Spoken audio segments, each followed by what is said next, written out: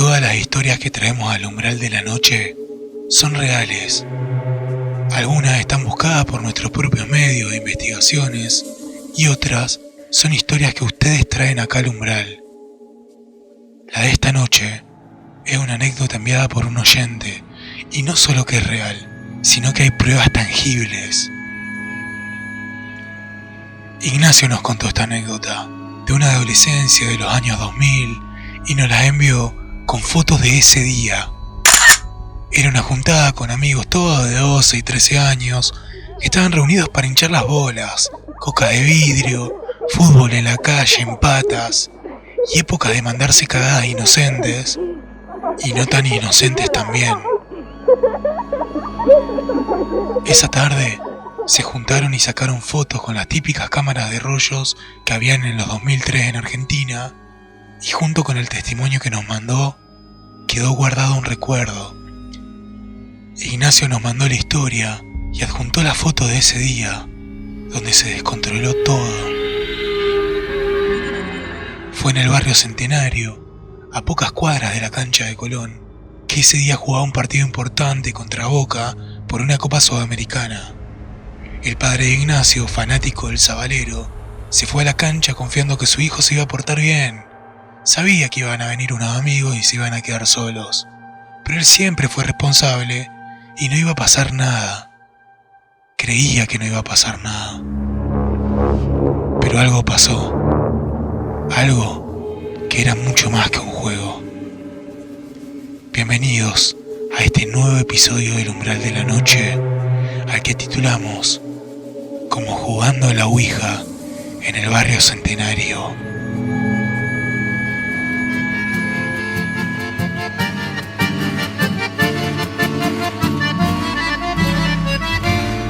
Cuando los amigos me piden que cante, cuando la guitarra quieren escuchar, mi voz se desgarra reventando en versos, yo para mi gente no me hago rogar. Y cuando en las noches de los festivales mi pueblo querido me llama a cantar, en el tarareo con todas las palmas es la costerita la que entra a tallar. Voy soltando al aire coplas del camino, guitarra sonora me enseña al andar. Y tu amor, muchacha, que nunca me falte, con su calorcito me ayuda a cantar. Y cuando el ocaso me atrapa en su noche y si a mi guitarra silencio total, ojalá que quede vibrando en el aire mi canto costero para recordar.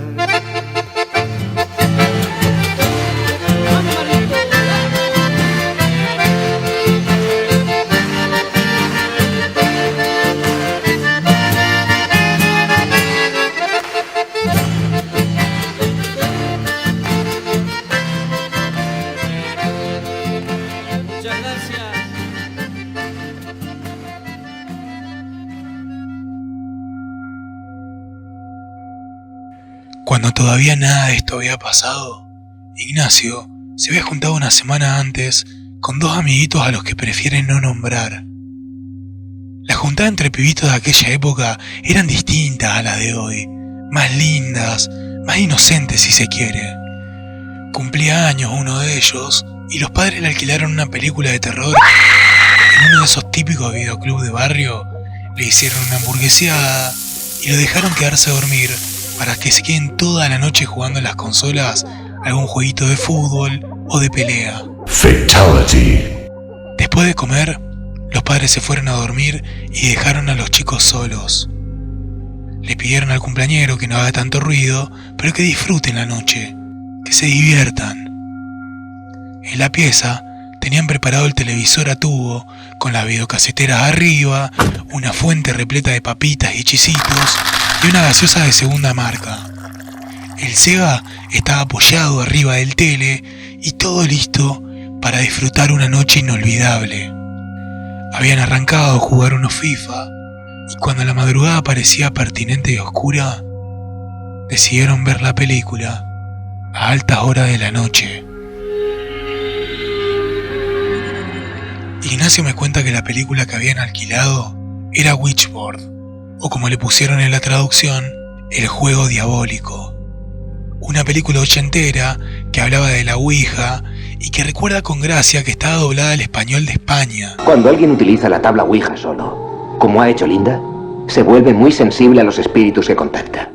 Y cualquier espíritu maligno puede aprovecharse. Poco después no piensa más que en utilizar la tabla. Y cuando actúa así, puede poseerla. Era una película de bajo presupuesto.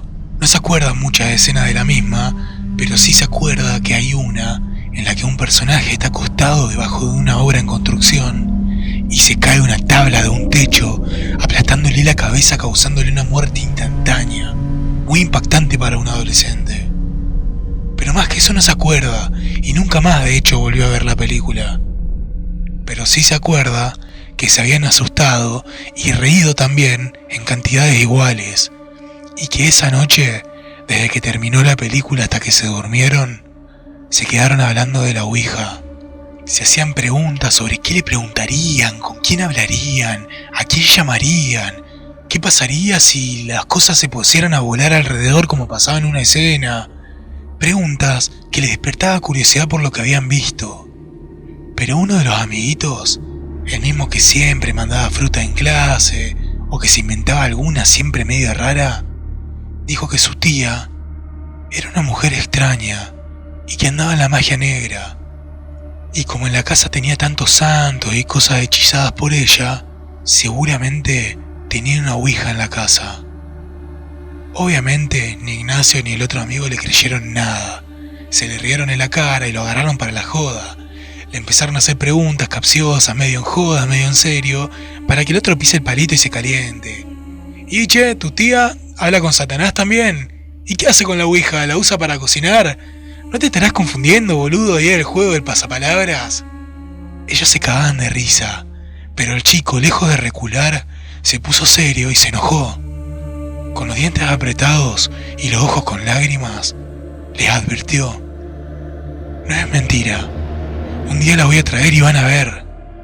Lo dijo tan convencido, tan tenso, que se hizo como un pequeño silencio ahí. No lo jodieron más porque vieron que se había calentado en serio, así que se calmaron las aguas y por fin se olvidaron y se acostaron a dormir. Y aunque nadie lo esperaba, en la siguiente juntada, el amiguito apareció con una tabla de la Ouija.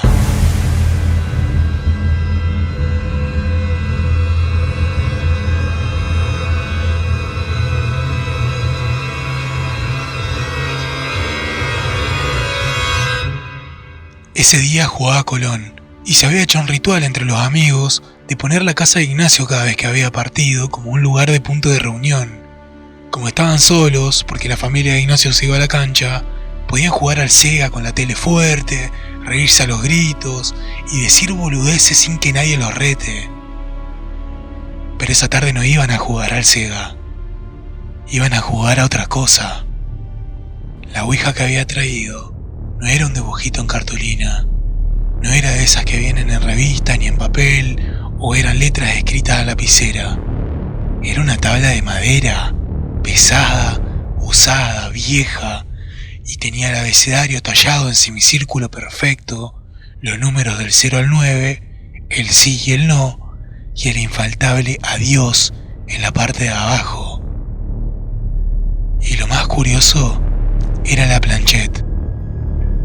La planchette era real también, esa especie de lenteja de madera con una ventanita de vidrio en el medio, por donde se supone que el espíritu señala las letras. No solo que era de verdad la Ouija, sino que se notaba que era una de calidad, de esas que no se consiguen en cualquier lado. Ignacio se acuerda que el amigo la trajo envuelta en una bolsita de plástico de supermercado, medio escondida, como para que nadie lo vea. Se la saqué a mi tía anoche, dijo como medio orgulloso, medio temblando. No, boludo, estás re loco. Pero de verdad, sí, es la posta.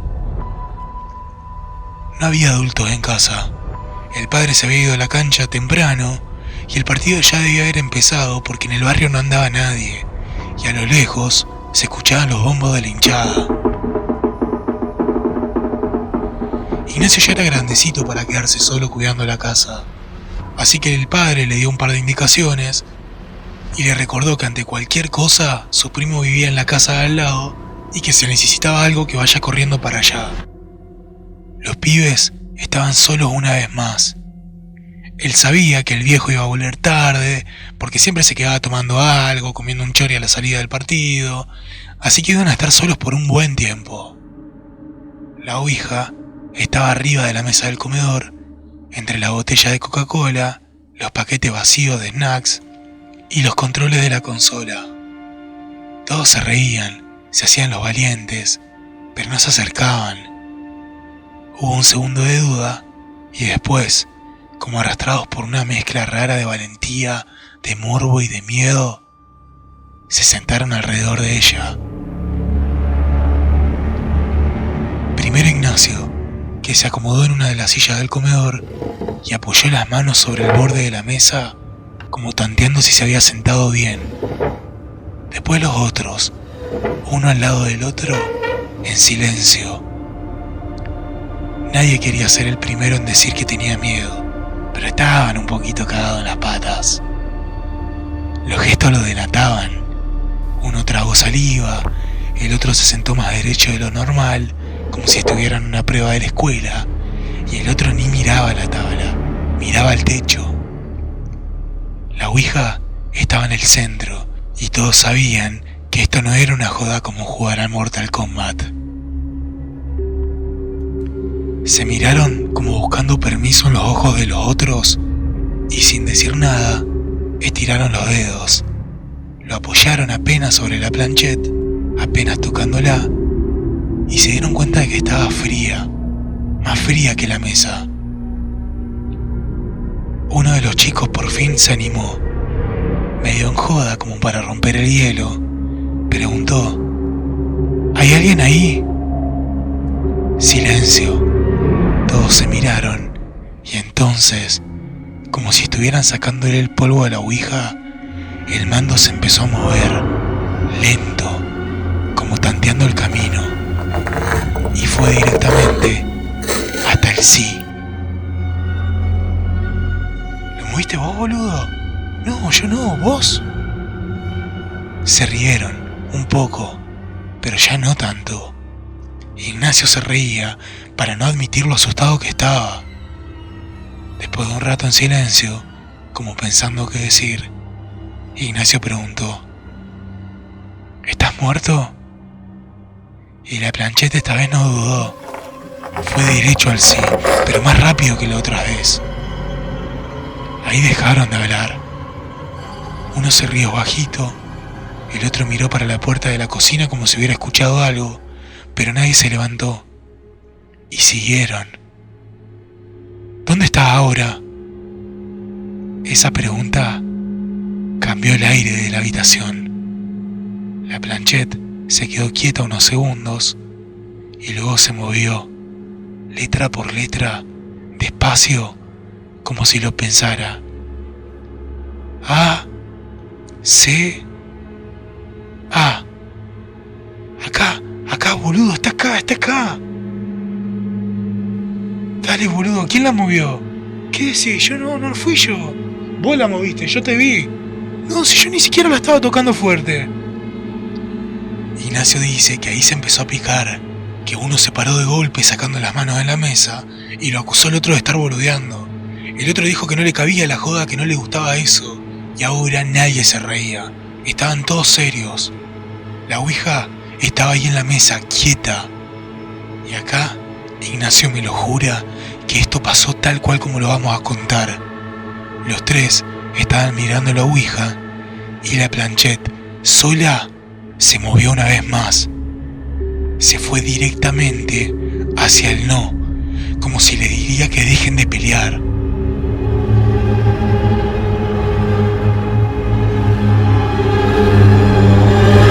El amigo de Ignacio, que era el que había traído la ouija, se sentó en la mesa y estaba llorando.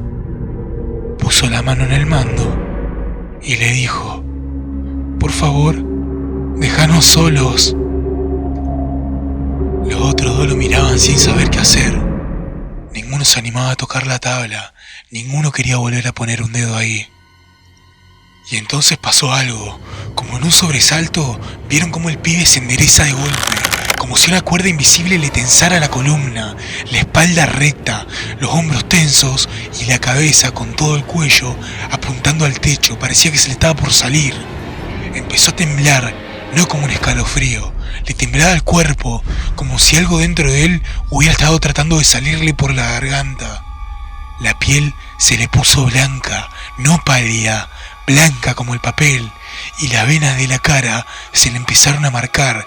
Desde abajo hacia arriba se le iban marcando todas las venas, azules, gruesas, como si se le estarían inflando. ¡Salí, boludo, salí! ¡Soltalo! ¡Soltalo!, gritaba el otro pibe, pero no se movían, no se animaban ni a tocarlo, y el pibe hacía ruidos guturales.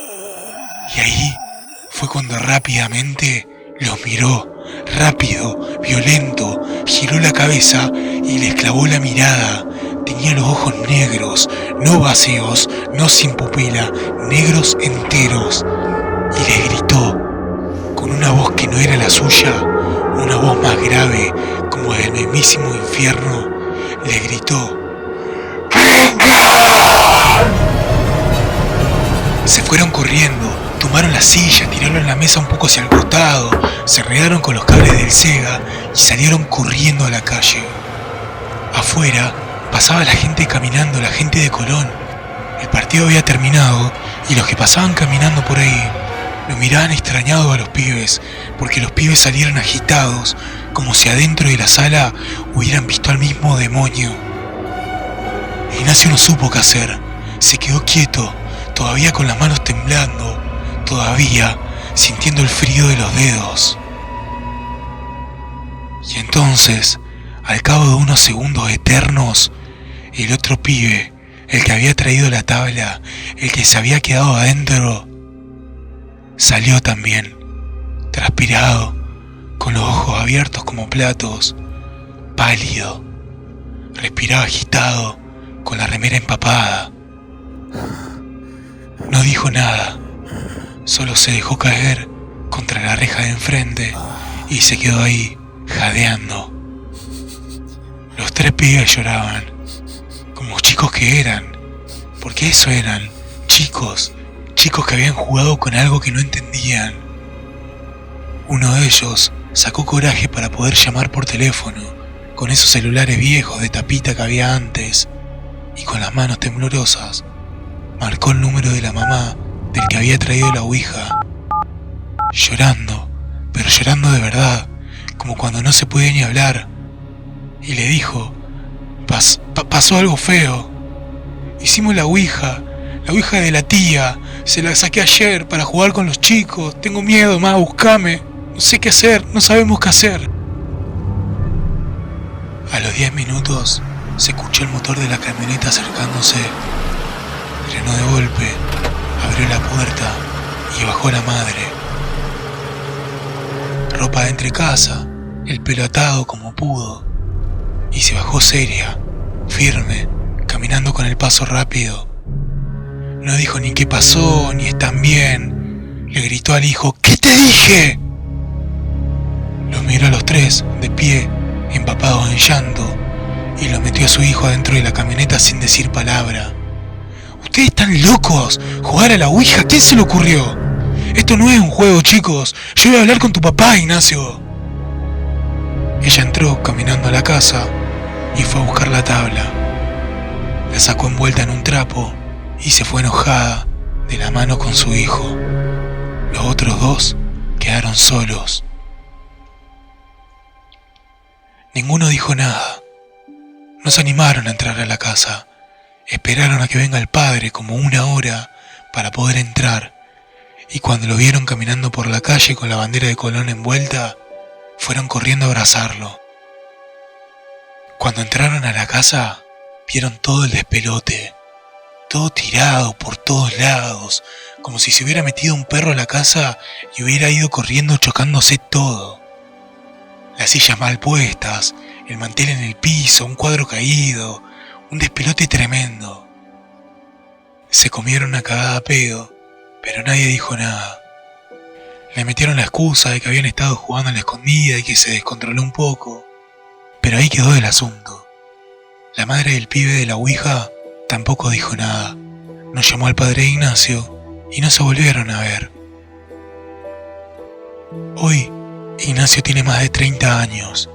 Vive en otro barrio, trabaja, tiene una hija que todavía no sabe nada de lo que pasó esa tarde. Y sin embargo, cada tanto, cuando pasa por una juguetería y ve una tabla de cartón con letras, se le viene todo a la cabeza. Se le viene el olor a papitas de la época, las risas, el Sega, pero también el mantel en el piso, la madre de su amigo saliendo con la ouija envuelta en un trapo, ellos llorando, y los ojos de ese pibe no se los iba a olvidar nunca más. Se acuerda de todo, y aunque ya no se lo cuenta a nadie, y ya pasó mucho tiempo, hay algo de esa tarde que nunca se le fue. Algo que no puede explicar con palabras, algo que todavía, cada tanto, se le mete en los sueños. Ignacio dice que esa noche cambió algo, que fue la primera vez que sintió de verdad que el mundo tiene esquinas oscuras y que a veces en esas esquinas, si uno se asoma, algo te puede mirar de vuelta. De esta manera nos despedimos de este capítulo con una frase que nos dijo Ignacio, que nos pasó las fotos que habían sacado ese día con las cámaras a rollo, y en las fotos se ve su grupo de amigos, la consola de juegos y el lugar exacto donde habían jugado. Él resume esta historia con una sola oración y nos dice que esa vuelta él vio que realmente existe el umbral de la noche. Muchas gracias.